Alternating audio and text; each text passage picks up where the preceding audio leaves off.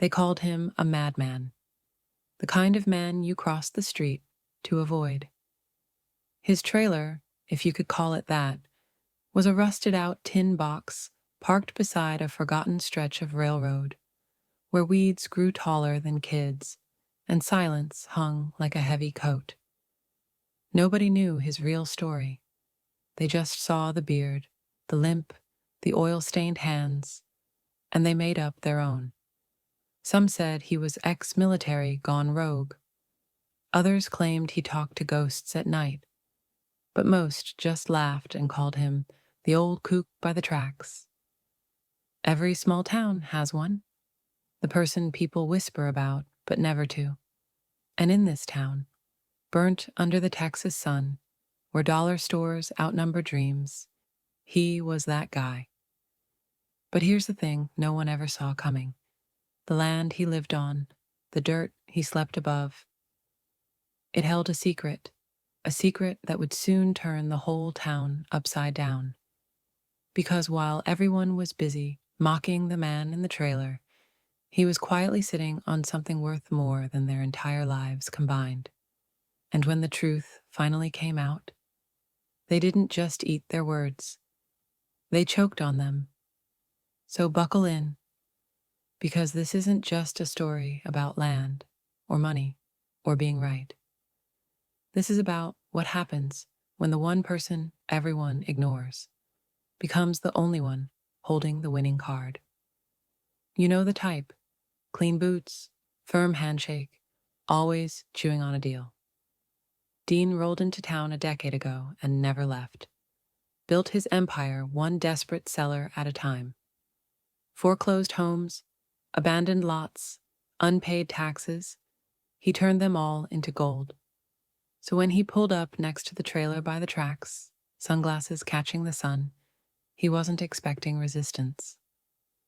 Just another signature, just another win. He leaned against his shiny black pickup and smiled that salesman's smile. "Look, I know it ain't much," he said, motioning to the cracked windows and sagging roof. "But I'll give you 30 grand, cash, today." No eye contact, no handshake, just a low voice. "It's not for sale." Dean blinked, thought maybe he'd misheard, so he sweetened the pot. 50, then 70. Still, nothing. Not a twitch, not a second glance. Just that same steady stare, like a man watching ants crawl across a matchbook. Word spread fast, not about the offer, but the refusal. Who in their right mind turns down that kind of money for a patch of dying land?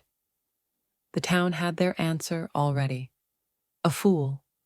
Or worse, a man who'd finally snapped. But here's the truth they never considered. Sometimes the man who won't sell isn't clinging to something worthless. He just knows something you don't. And Dean? He should have walked away that day. But pride has a funny way of making smart men do dumb things. Before the silence, there was a man who used to build things. Bridges.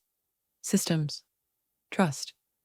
He wore uniforms once, stitched with honor, not pity. He walked with purpose, not a limp. Back then, he had a laugh that filled rooms. People listened when he spoke. He was the guy you called when something was broken, because he always found a way to fix it. Then came the sand, the sun, the sound of explosions that never really stopped echoing. Afghanistan took pieces of him the town would never see. Not just his hearing in one ear, or the deep scar hidden beneath his collarbone, but the invisible things, the sleep, the ease, the trust. When he got back, he tried. Sat in a few job interviews, smiled too wide, said all the right things. But people don't know what to do with a man who blinks too fast at loud sounds, or goes quiet when someone drops a coffee mug. So he left. Not the town, but the world that rejected him. Bought a piece of forgotten land where the trains no longer ran and the world no longer looked. And he shut the door behind him. People stopped asking questions. They just pointed now, said things like, "He lost it," or "Shame what war does to a man." But no one knocked. No one wondered what he might still be building. Out there alone, with nothing but time and silence. Because the truth? Sometimes people don't stop talking because they have nothing to say. Sometimes they stop because no one ever listened. And he had learned, in this town, silence wasn't weakness. It was armor. It started with glances, then became glares. The trailer wasn't just an eyesore anymore. It was a problem. A wrinkle in the blueprint for a shiny new subdivision the town had been dreaming about for years. They called it Sunset Oaks, even put up a faded sign with a picture of pastel houses and smiling families. Trouble was, the entire project hinged on one patch of land, the same patch a stubborn old man refused to sell. So they got creative. First, it was a letter from the county, something about code violations. Then came the fines. $100 for weeds that grew too high. $200 for a rusted fence no one cared about until now. Next, the neighbors stopped waving. A few even threw bottles near the trailer at night, just enough to rattle the windows, but never get caught. Dean? He made sure everyone knew the delay in construction was because of him. Said it at the diner. Said it at town hall. Said it like it was gospel. And still, no for sale sign. They couldn't understand it. Why hold out? What was there to gain? They thought maybe he was too far gone to know better. But they weren't looking closely enough.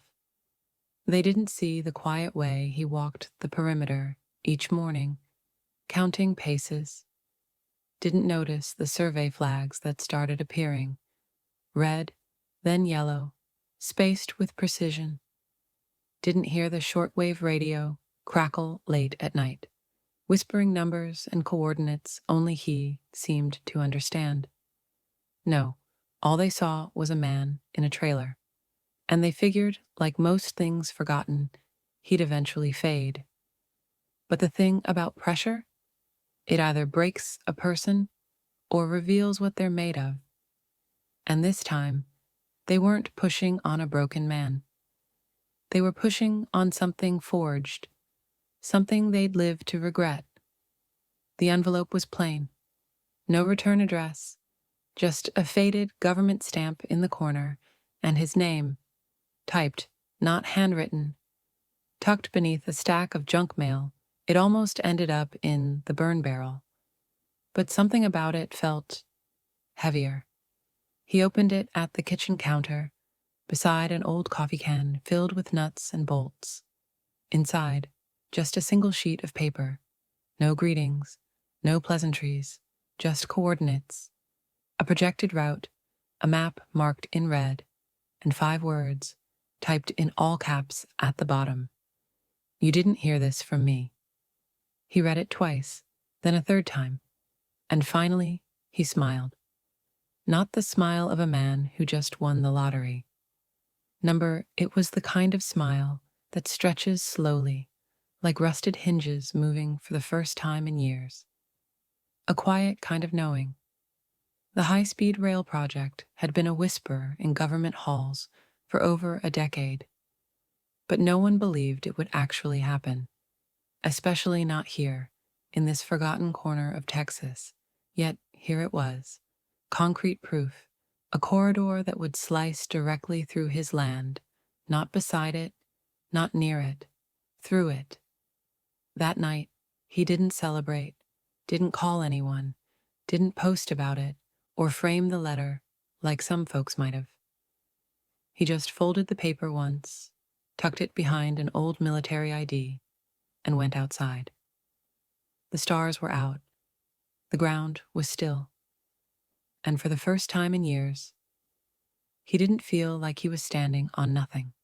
He was standing on something no one else could see. Yet.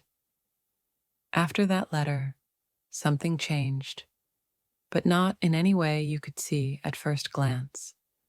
There were no for sale signs, no sudden construction, no new truck parked in the driveway. Just the same dusty trailer, the same beaten path to the mailbox, the same quiet man walking his land like he always did. Except now, every step had purpose. He started measuring things, not with tape, but with footsteps. 3 paces forward, 1 to the left, marking invisible lines in the dirt only he could read. Then came the flags, tiny red ones at first, planted just deep enough to stay, then yellow, then blue, like someone drawing a map no one else had the key to. The neighbors scoffed, said he'd finally cracked. "You see the flags now?" One woman laughed at the gas station. "He's probably tracking aliens out there." But he didn't flinch. Each morning he'd step outside with a thermos of black coffee, sit in the same rusted chair, and watch the horizon. Not like a man wasting time, but like someone counting down. And in the evenings, he'd flip through binders full of old military specs and zoning permits. He even rigged up a weathered drone from spare parts, sending it up like a hawk, tracing flight paths over his patch of land. The town was still laughing. But here's the thing about silence. It doesn't mean nothing's happening. Sometimes silence is strategy. Sometimes it's the calm before a storm so loud it'll shake the ground you stand on. And that storm? It was already on the way. They just hadn't heard it yet. It hit the news on a Wednesday. Dry, matter of fact. Just another press conference out of D.C. Until it wasn't. The Secretary of Transportation, flanked by senators in Navy suits, stood behind a podium and delivered the kind of sentence that changes lives quietly, all at once. The Texas high-speed rail corridor will begin construction next spring. The T-line will run directly through Route 19, cutting commute times and transforming local economies. People blinked. Wait, Route 19? Wasn't that? They scrambled to their phones, Google Maps, forums, and then the reality hit like a freight train. That line, the billion-dollar artery, was going straight through the edge of their sleepy town. And the heart of it? Right across the land they'd spent years mocking. The same land they swore was worthless. You could hear it in the shift of their voices, the disbelief, the backpedaling. At the diner, the old men stopped telling jokes. At the barber shop, the gossip turned serious. And over in Dean's real estate office, doors slammed, phones lit up, and coffee spilled across contracts nobody cared about anymore. He knew. He must have known. That's what they started whispering now. Not crazy, not washed up. Now it was. What else does he know? Because when you spend your whole life stepping on someone you think is beneath you, the moment he rises, even a little, you panic. And this wasn't a rise. This was a detonation. A man they buried in silence was now sitting on a gold mine that had just gone public. And no one, not Dean, not the town, had time to prepare for what came next. Suddenly, everyone remembered his name. The same man they ignored for years, the one they joked about in grocery store lines, became the most important person in town overnight. The same folks who once crossed the street to avoid him. They were now knocking on his door with pie tins and fake smiles, hoping kindness could buy back time. Even Dean, Mr. Powersuit and Country Club, showed up, not in his truck this time, but a black SUV with tinted windows and a handshake rehearsed in the rearview mirror. "Let's start fresh," he said, voice dipped in honey. I'll double the last offer. Clean title, full cash. Let's get you out of this place. No answer. Just the screen door creaking shut in his face. The man wasn't being rude. He was just done. See, there's a line people don't realize they've crossed, where apologies aren't currency anymore, where smiles feel like threats, and kindness comes too late to be real. And still, they kept coming. Some with offers, some with guilt, some just needing to know. Was it luck? Did he plan this? How long had he known? But he never said a word. He just walked the perimeter like always, now with a clipboard in hand, measuring, watching, quietly, methodically taking inventory, not just of the land, but of every person who now wanted a piece of it. Because they weren't offering friendship. They were chasing profit. They didn't want him to win. They wanted in. But this time, he wasn't leaving the door open. He'd already been erased once. Now, he was the one holding the eraser. It started with a rumor. No one knew where it came from, but it spread faster than wildfire in August. They said he wasn't just sitting on the land anymore. He was negotiating, not with the city, not with the state, but with someone bigger, foreign, corporate. China, someone whispered. A logistics firm, someone else said. By noon, the story had mutated. He was signing a billion-dollar deal and already packing his bags. People panicked. The town council called an emergency meeting. Dean nearly broke his phone trying to confirm or deny the deal. Suddenly, everyone who ever dismissed him was digging for any connection, any hint, anything. But there were no paper trails, no leaked emails, just silence. And that silence? It was louder than any headline. Meanwhile, out by the tracks, nothing had changed, visibly. Same dust, same wind, same chair on the porch. But something had shifted, not in the trailer, in the people. He didn't need to make threats. He didn't post on social media or wave contracts in their faces. He just sat quietly and let the rumors grow teeth. Because that's the thing about power. Real power doesn't scream. It doesn't chase validation. It just sits there, calm, confident, and completely untouchable. And in that moment, every person in that town felt it. He no longer needed to prove anything. Now, they needed to prove something. To him. It didn't take long. One day, they were a tight-knit community. Church fairs, football Fridays, potlucks on Main Street. The next, whispers replaced hellos. Side eyes followed every handshake. People weren't just talking about the man by the tracks anymore. They were talking about each other. You think he told her something? He used to serve with Dean's cousin, right? I saw him talking to that banker last week. The paranoia bloomed like mold in a sealed room, and Dean, once the man everyone trusted to close the big deals, was unraveling.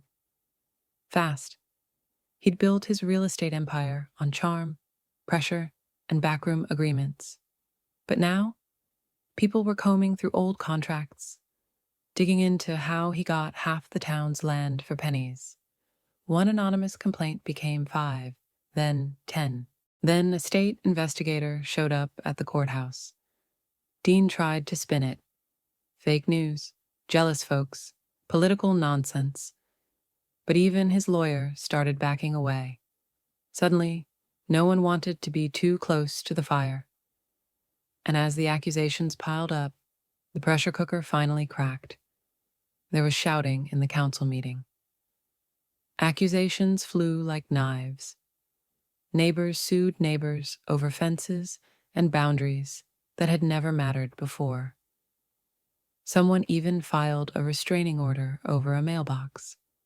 Because once greed gets a taste of fear, it doesn't stop, it feeds. and it doesn't care who it devours first. Out near the edge of town, beneath that rusted tin roof, there were no fireworks, no celebration, just a man watching everything unfold. The same people who mocked him, now tearing each other apart. Not because he lifted a finger, but because he didn't have to.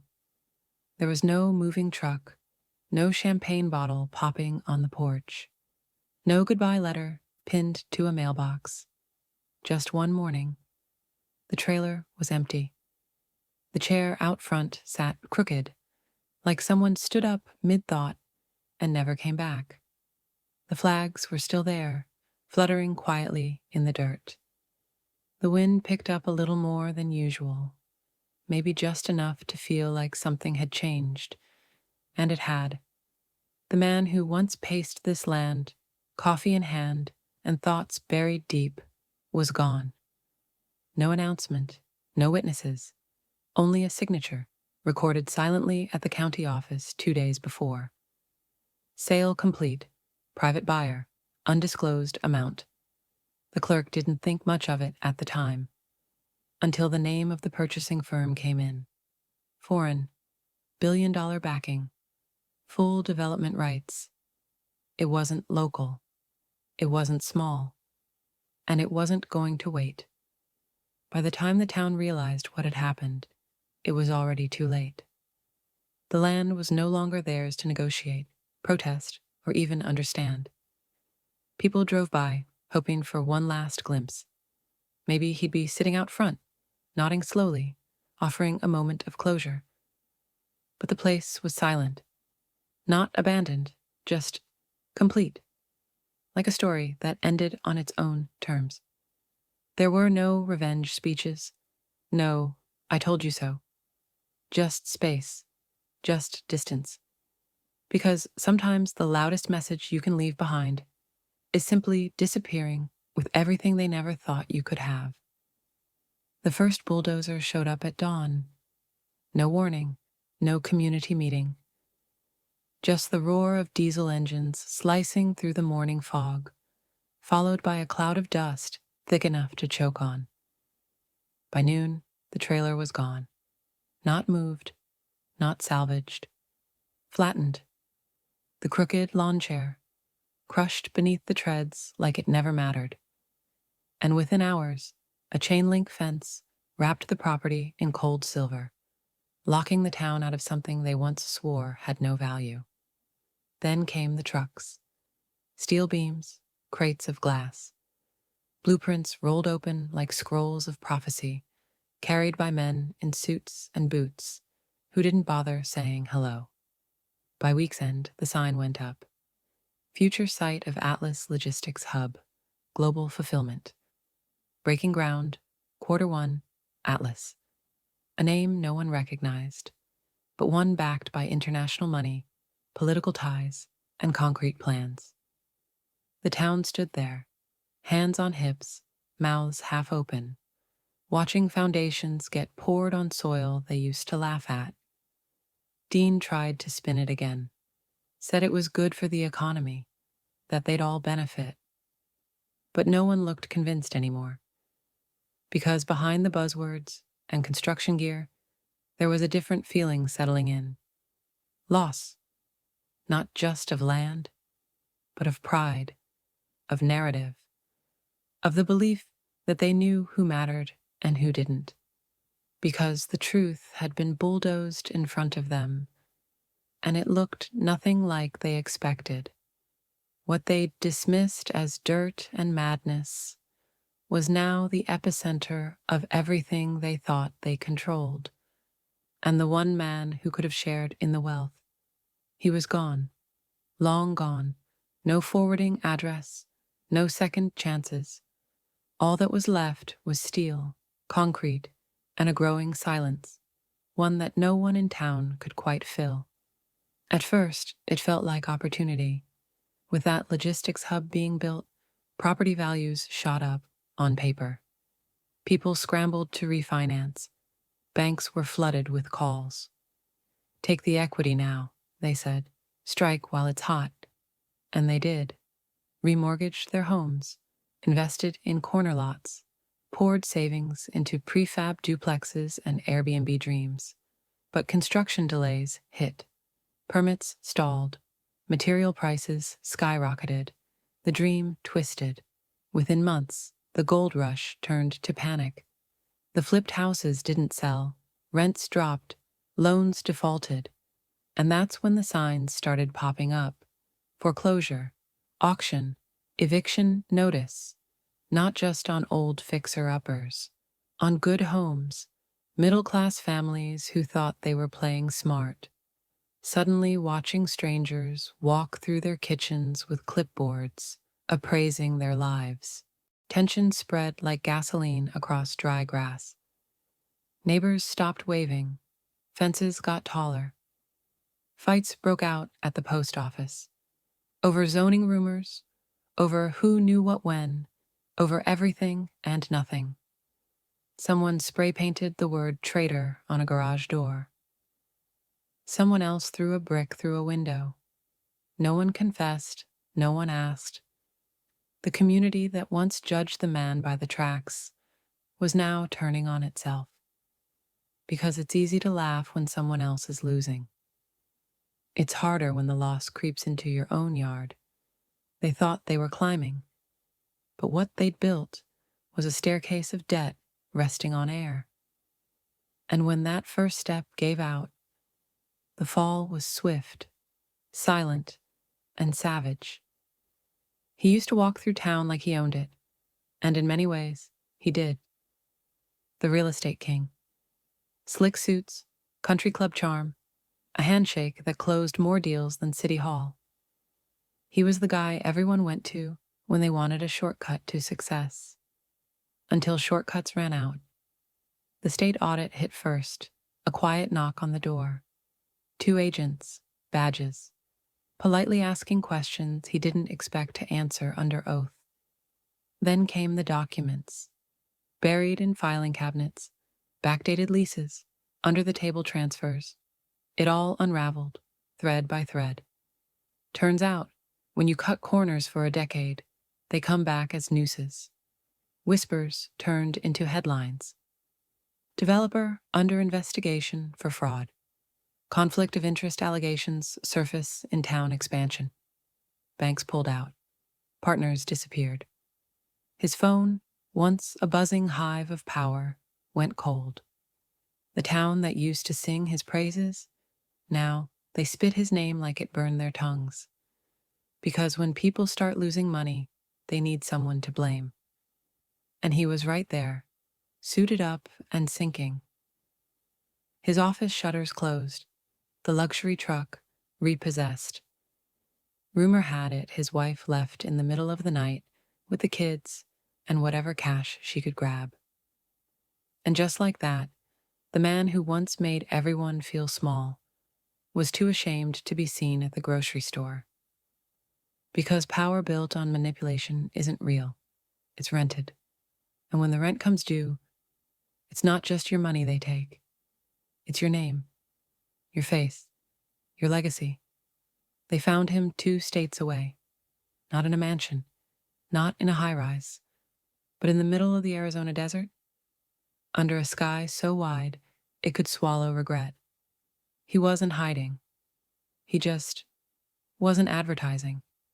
A reporter, freelance, curious, maybe a little obsessed, tracked him down through a trail of property records and a tip from a quiet source in county archives.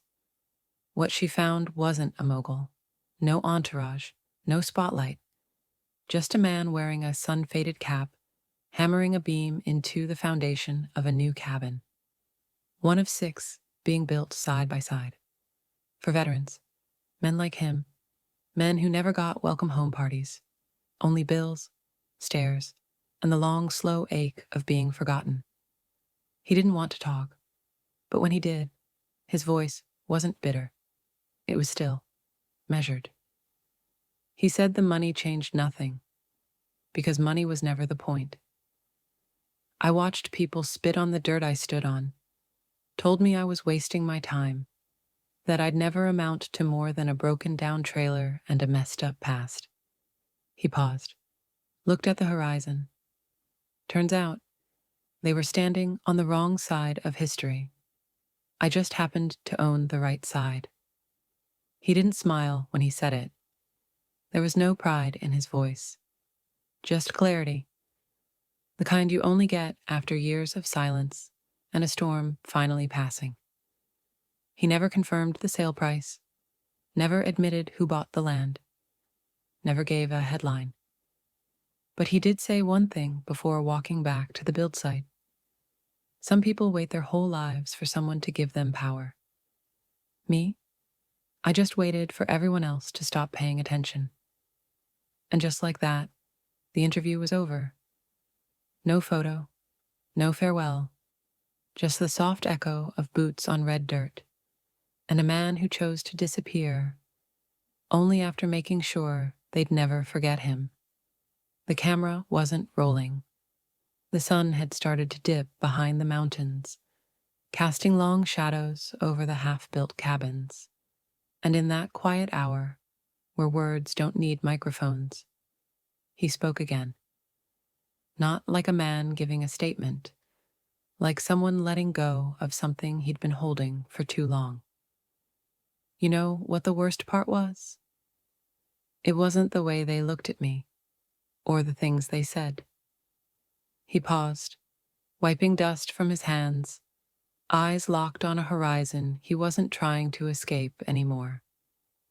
It was knowing I could see the bigger picture and still be treated like I didn't belong in it. He never wanted revenge. Not really.